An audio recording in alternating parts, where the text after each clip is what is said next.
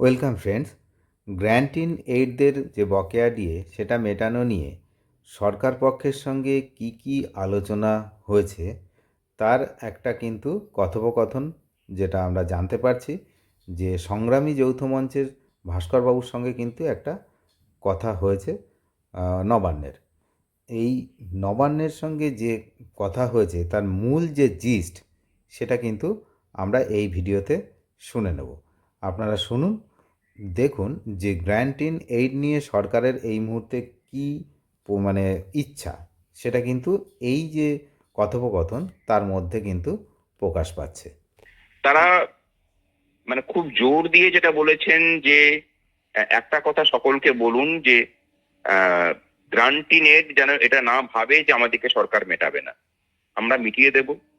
আমাদের বাস্তবিকই অর্থের সংস্থান করতে অসুবিধা হচ্ছে, সব বিষয়গুলোকে মিটিয়ে পরে অর্থের সংস্থান করতে অসুবিধা হচ্ছে, কারণ সরকারি কর্মচারীদের থেকে গ্রান্টি নেটের সংখ্যা বেশি। আমরা বলেছি যে সরকার যে কর্মচারীদের বিষয়ে পজিটিভ দৃষ্টিভঙ্গি দেখাচ্ছে সেটা আমরা জানি, সেটা কর্মচারী মহলও জানে, মুখ্যমন্ত্রীও সেটা বলেছেন এবং আজকেও দেখুন মুখ্যমন্ত্রী সে কথাগুলো বলেছেন। এবার মুখ্যমন্ত্রীর কথা থেকেও গ্রান্টি নেটের কথাটা আসেনি বলে অনেকে আবার বিভ্রান্ত হচ্ছেন বা বিভ্রান্ত হওয়ার সুযোগও হয়তো সরকার নিজেই করে দিচ্ছে। আমরা বলেছি যে এই বিভ্রান্তিটা দূর করতে পারে শুধুমাত্র গ্রান্টি নেটের বিষয়ে আপনাদের যে নোটিফিকেশন, সেই নোটিফিকেশনটা এলে আপনারা পয়সা পেমেন্ট করতে সময় নিন, তাতে অসুবিধা নেই, তার জন্য কোঅপারেট করতে গ্রান্টি নেটের কর্মচারীরা রাজি আছেন, সমস্ত কর্মচারী পেনশনাররা। কিন্তু নোটিফিকেশন না এলে পরে সত্যি করে বিভ্রান্তি তৈরি হবে। এই বিষয়টা নিয়ে আপনারা ইয়ে করুন। এবং তা ওনারা বলেছেন যে খুব তাড়াতাড়ি আমরা এটাকে নিয়ে হয়তো মুখোমুখি আলোচনায় বসবো।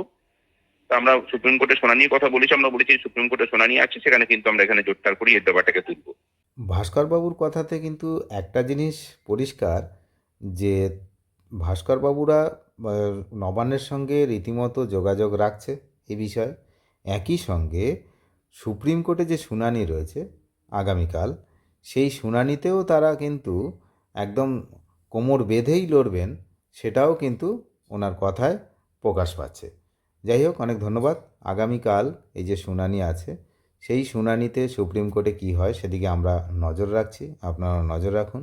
চ্যানেলে যারা নতুন তারা নিয়মিত আপডেট পেতে অবশ্যই চ্যানেলটিকে সাবস্ক্রাইব করে সঙ্গে থাকবেন।